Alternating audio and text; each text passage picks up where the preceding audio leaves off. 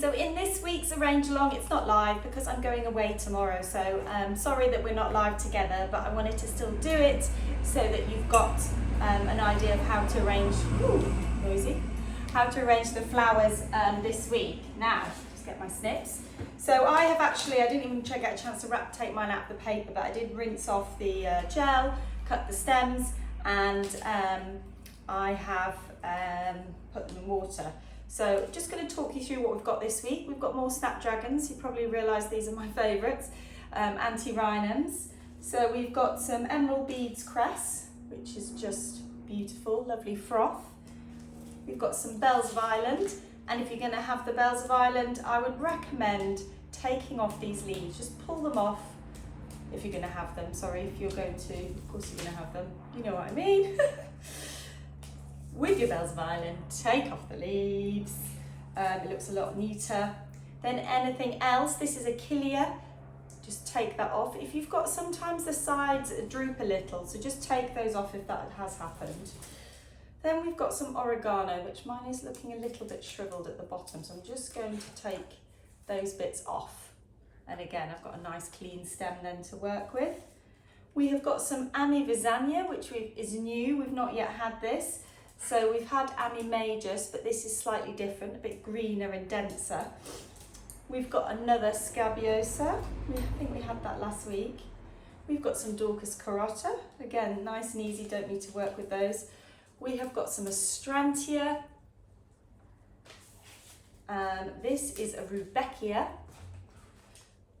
Then first of the dahlias, lovely ball dahlia. Don't actually remember what the name of that one is. We've got some Sanguisorba, a chocolate cosmos. Now these are meant to smell like chocolate. I can't smell it though, but maybe they do later on in the season. And another Scabiosa, and then some very, very beautiful cosmos and Satis. So quite a few different elements this week. So let's start. I'm actually going to start, now you might have slightly different amounts of everything, but it's all obviously the same worth, but usually I'll roughly get it right. So I'm going to start with my emerald beads, and I'm also going to start with my Status, because that adds structure, because they're very sort of rigid, and that's, I think that really helps. I might lower that down actually, I think that's probably a bit high. Maybe I'll put that in after. Changing my mind, I think that's going to annoy me and get in the way. Now I like it when the Ami sort of comes up and above, so I'm going to leave that like that. It probably will stand a bit more upright when it's got friends in the vase with it. And then I'm going to go in with my snaps. Again, trying to get them different heights so that you appreciate each and every stem. If they're all the same height, then they're all competing with each other.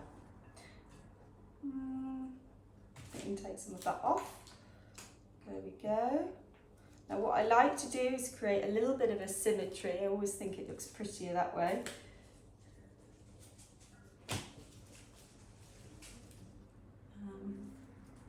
These are lovely. I'm going to keep these short, and I'm going to let them sort of fill in the stem area a bit more. Likewise with this, I think I've decided what I'm going to do. I did this, I think, last week. I cut this quite short, and it fills really nicely around the stems, so it doesn't look so stemmy. And then I'm going to allow these lovely, elegant ones to, some of them sit above, some of them, the sort of, actually, they can look really lovely if they're very short, and again, hiding stems down there. That is just too lovely not to have sticking up though. Cosmos. So what have we got left? We've got this, let's put that way. I'm going to have this trying to stick, this is Astrantia just sort of going in straight, again filling. And then the dahlia, I want it to not be sitting too high, but high enough that we enjoy it. There we go. Oh, I haven't forgotten my Sanguisorba. Sanguisorba is the air. I always like to think of it as air, so I really like that bouncing and bobbling around at the top. Still haven't got a backdrop to give you a clean look but I can hold it up and show you.